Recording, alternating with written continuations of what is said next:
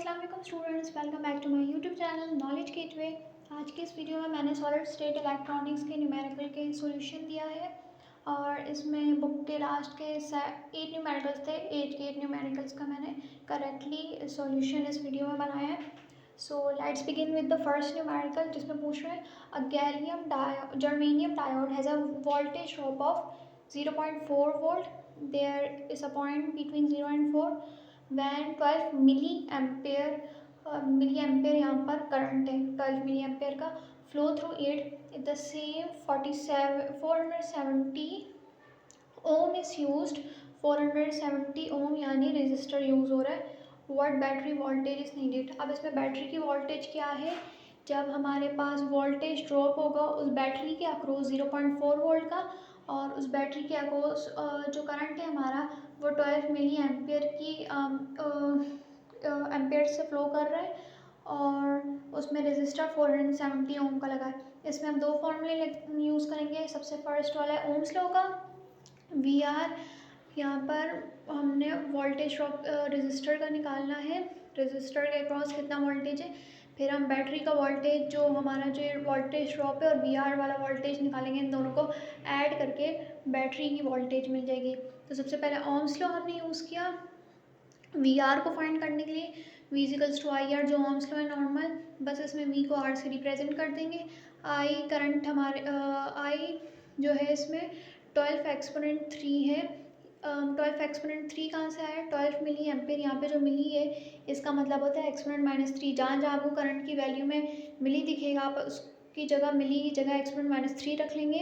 इससे आपकी कैलकुलेटर में कैलकुलेशन करेक्ट आएंगी। और जो आर था, सॉरी मैंने आगे पीछे लिख लिया है लेकिन यह बता दूँ, आर हमारे पास 470 ओम का था। जब इन दोनों को कैलकुलेटर में आप मल्टीप्लाई करोगे तो आपके पास आंसर आएगा 5.64 वोल्ट। अब वी भी निकालना था, यानी बैटरी के क्रॉस की वोल्टेज। तो ये जो हमारे पास वी आर निकला है इसको, और जो हमारे पास वोल्टेज ड्रॉप था 0.4, दोनों को ऐड कर देंगे तो बैटरी के क्रॉस की वोल्टेज हमें मिलेगी 6.04 वोल्टेज में। और इसका रिजल्ट भी आप इस तरह लिख सकते हैं।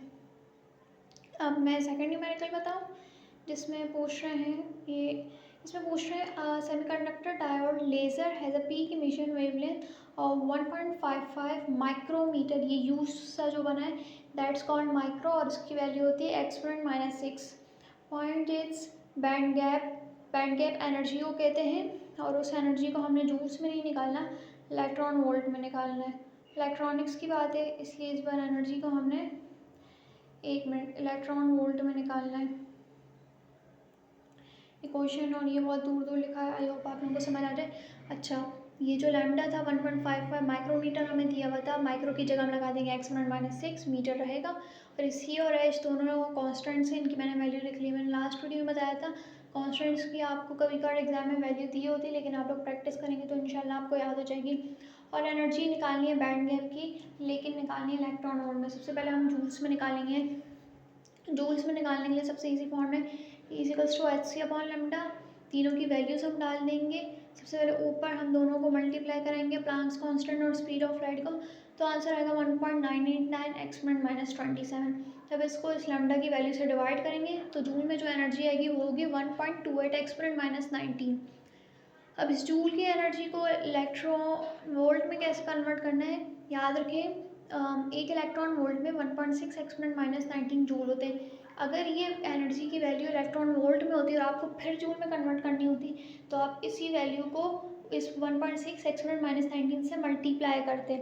लेकिन यहाँ क्या केस है, इस जूल की वैल्यू को हमने इलेक्ट्रॉन वोल्ट में कन्वर्ट करना है। तो आपको जो ये गिवन वैल्यू आई है एनर्जी की जूल्स में, इसको आपने 1.6 एक्सपोनेंट -19 से डिवाइड कर देना है।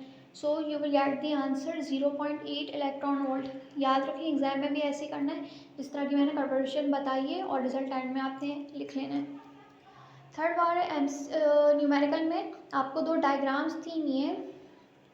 क्या पूछ रहे हैं क्वेश्चन में आपसे, calculate the current through 48 ohm resistor in circuit shown in figure 1। अब इसमें हमने करंट को कैलकुलेट करना है फिगर 1 वाले में। जी ये पहली फिगर दिख रही है, इस वाली फिगर में सेकंड वाली फिगर को इग्नोर कर देना, पता नहीं फिर क्यों दी है। अच्छा, assume the diode to be of silicon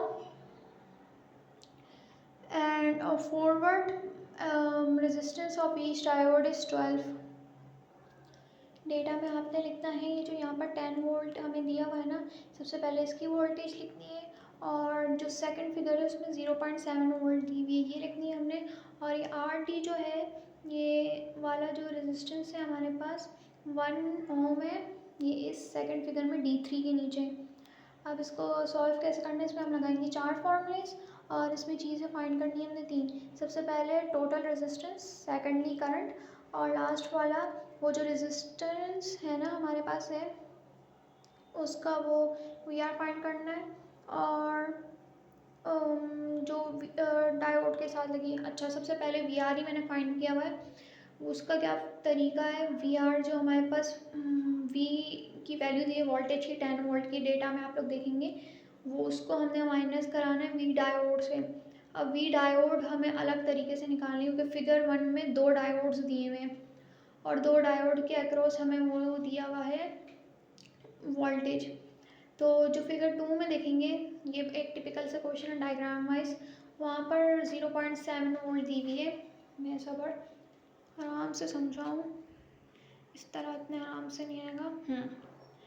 तो ये जो 0.7 वोल्ट दिया हुआ है इस सेकंड डायग्राम में, ये वाला 0.7 वोल्ट, ये इन D2 और D1 की वोल्टेज की वैल्यू दी है। अब 2 डायोड्स लगे हैं फिगर 1 में, और दूसरी फिगर में 0.7 इस वोल्टेज की इनकी वैल्यूज़ दी हुई है। तो दोनों 2 को मल्टीप्लाई कर देंगे 0.7 से, तो वी डायोड जो टोटल डायोड की वोल्टेज है वो 1.4 वोल्ट आ जाएगी। अब हमें फाइंड करनी है वी आर की वैल्यू। वी आर की वैल्यू के लिए हम क्या करेंगे, जो वी हमारे पास टोटल थी, ये वाला जो 10 वोल्टेज थी, इसको हम माइनस कर देंगे जो इन दोनों की वोल्टेज निकली इन दोनों डायोड्स की, ये कर देंगे तो हमारा आंसर आएगा 10 माइनस 1.4 यहाँ पर किया हुआ है, इसका आंसर आएगा 8.6 वोल्टेज। यहाँ तक क्लियर है। अब हम आर टी फाइंड करें, वो कैसे फाइंड करेंगे। हमारे पास जो आर की वैल्यू दी हुई है, यहाँ पर 1 ओम का आर दिया हुआ है। एक मिनट, बहुत ही ग्रॉस हो रहा है, बहुत ही मैस क्रिएट हो रहा है, मैं एक मिनट बताऊँ। अच्छा, तो ये हमारे पास एक आर ये 48 ओम का दिए, ये हमारा ओरिजिनल वाला है, और ये वाला आर जो है इसमें हम प्लस करेंगे 2, और आर डी वाला आर यानी डायोड की रेजिस्टेंस हम इसमें करेंगे जो सेकंड डायग्राम में यहाँ पर है। ये वाली किसकी है, ये वाली नॉर्मल रेजिस्टेंस लगी हुई है, बट ये जो दूसरी डायग्राम है इसमें लगी हुई है डायोड की रेजिस्टेंस, और 2 डायोड्स हैं पिछली वाली डायग्राम में, फर्स्ट वाली में, इसलिए इस रेजिस्टेंस को भी 2 से हम मल्टीप्लाई कर लेंगे। 2 मल्टीप्लाई बाय 1 2 ही होता है, 48 वाली रेजिस्टेंस 2 में प्लस करेंगे तो 50 ओम आंसर आ जाएगा। आप करंट कैसे फाइंड करना है, करंट फाइंड करने के लिए जो हमारे पास वी आर था उसको हम डिवाइड करेंगे, जो अभी अभी हमने रेजिस्टेंस निकाली है 8.6 जो हमने फाइंड किया तो उसको 50 से डिवाइड कर लेंगे, हमारे पास एम्पेयर्स में आएगा 172 एम्पेयर, लेकिन बुक में क्या लिखा हुआ है 172 मिली एम्पेयर। इसको कन्वर्ट करने का क्या तरीका होता है, जब आपके पास आपने मैथ्स में पढ़ा होगा, जब पॉइंट की वैल्यू राउंड होकर आती है, लाइक ये वाला पॉइंट अगर इस साइड पे चला जाएगा तो क्या होगा आपके पास यहाँ पर ये वैल्यू नेगेटिव में चली जाएगी, ये अगर ये वाला पॉइंट हट जाएगा और नेगेटिव में जाएगी तो एक्सपोनेंट में आप 3 लेंगे, 3 टाइम्स मैंने इस पॉइंट को आगे किया है, बढ़ाया है, और माइनस की तरफ जा रही है, जब हम राइट हैंड साइड पे जाते हैं तो 3 माइनस 3 का लगेगा एक्सपोनेंट -3। तो इस तरह हमारा करंट जो फाइनल आंसर था, फाइनली हमने निकालना था करंट को, तो करंट इस रेजिस्टर से निकलता हुआ हमारे पास आएगा 172 मिली एम्पेयर। आई होप ये आप लोगों को समझ आ गया हो। आप नेक्स्ट न्यूमेरिकल करते हैं, जिसमें पूछा find the voltage V A in the circuit shown in figure 1 use simplified form. Okay, अब इसमें भी फिगर 1 को सबसे पहले समझते हैं। अब इसमें से हमने वी ए को निकालना है। वी ए यहाँ पर ये है हमारे पास, ये वाली वी ए, और ये वी ए किसके करीब है, जर्मेनियम के। अब इसको समझने के लिए क्या करना है, सबसे पहले हम सिलिकॉन के लिए निकालेंगे, फिर हम जर्मेनियम के लिए निकालेंगे। इसमें वी ए पूछ रहा है, बुक में आपके पास सिर्फ एक ही आंसर है, बट आई विल से कि आप दोनों को निकाल लें। बुक में एक आंसर लिखा है लेकिन आप लोग दोनों को निकाल लो ताकि आप उनके लिए करेक्ट आंसर है। वी ई फॉर जर्मेनियम सिर्फ नहीं पूछा। ओके, तो सबसे पहले सिलिकॉन के लिए निकालेंगे, तो वी ए को हम 20 माइनस 0.7 से करेंगे। 0.7 होती है सिलिकॉन की डायोड की वैल्यू। आप लोगों ने पढ़ा होगा जर्मेनियम के लिए डायोड वैल्यू 0.3 यूज़ करते हैं और सिलिकॉन के लिए 0.7 बुक में पढ़ेंगे। ये दोनों 4A ग्रुप के होते हैं, इन लोगों की स्पेसिफिक वैल्यूज़ होती हैं, इसलिए 20 इनका मेन था वोल्टेज, बट इन लोगों की अपनी अपनी जो वैल्यूज़ हैं 20 को उससे माइनस कर देंगे तो सिलिकॉन के अक्रॉस वोल्टेज आ रही 19.3 वोल्ट और जर्मेनियम के अक्रॉस आ रही 19.7। ये 0.7 और 0.3 आपने याद करना है, ये दो मोस्ट स्पेशल केसेस होते हैं डायोड के, इनकी ये वैल्यूज़ हैं और सिंपली आपने रिजल्ट लिखना है। नेक्स्ट न्यूमेरिकल में चलते हैं, न्यूमेरिकल नंबर 5। इसमें पूछा है in a common base connection I is equals to 1 milliampere and IC is equals to 0.95 milliampere. Calculate the value of IB. IG गलत है, IB इसको करेक्ट कर लें। अच्छा, डेटा में हमारे पास 1 मिली एम्पेयर IE एमिटर के अक्रॉस करंट है और कलेक्टर के across current IC 0.95 milliampere है। मिली एम्पेयर को आप वो 1 एक्सपोनेंट -3 पे चेंज कर सकते हैं, लेकिन बुक में डायरेक्ट आंसर मिली में ही लिखा है तो मैंने इस बार चेंज नहीं किया। अब इसमें बहुत सिंपल सा फार्मूला लगाना है, I B equals to I E minus I C. I E में हम 1 रख लेंगे और आई सी में 0.95 रख लेंगे, दोनों को माइनस करेंगे तो 0.05 मिली एम्पेयर सिंपली आ जाएगा। That was a simple question. Numerical number 6 की तरफ चलते हैं, जिसमें पूछ रहे हैं, ये थोड़ा ब्लर है तो मैं आपको ज़ोर ज़ोर से बताऊंगी ताकि आप लोग को समझ आ जाए। Find the value of beta if A is, 3 cases में बीटा बताना है, तो इन तीनों केस में ए या फिर अल्फ़ा की वैल्यू हमें 0.9, 0.98, 0.99 दिए, इन तीनों केस में हमें बीटा बताना है। वैसे आप सिंपल बीटा भी डेटा में लिख सकते हैं फाइंड करने के लिए, क्योंकि मैंने beta 1, beta 2, beta 3 equals to question mark करके लिखा हुआ है, तो आप इस तरह भी कर सकते हैं। अब सिंपल बीटा का फॉर्मूला क्या है, beta equals to alpha upon 1 minus alpha. तो अब तीनों केसेस के लिए हम अल्फ़ा निकालेंगे। पहले केस में 0.9 के लिए, बीटा 1 के लिए निकालेंगे। सबसे पहले ऊपर 0.9 की वैल्यू लिख लेंगे, नीचे करेंगे हम 1 माइनस 0.9, तो ऊपर आएगा 0.9 और डिवाइड बाई 0.1 होगा। बीटा 1 की वैल्यू थी 9, निकाल दी हमने। सेकेंड अल्फ़ा की वैल्यू 0.98 है, ऊपर 0.98 आएगा, नीचे हम 1 से 0.98 को माइनस करेंगे तो 0.02 आ जाएगा, दोनों को डिवाइड करेंगे तो 49 आ जाएगी इस केस में बीटा की वैल्यू।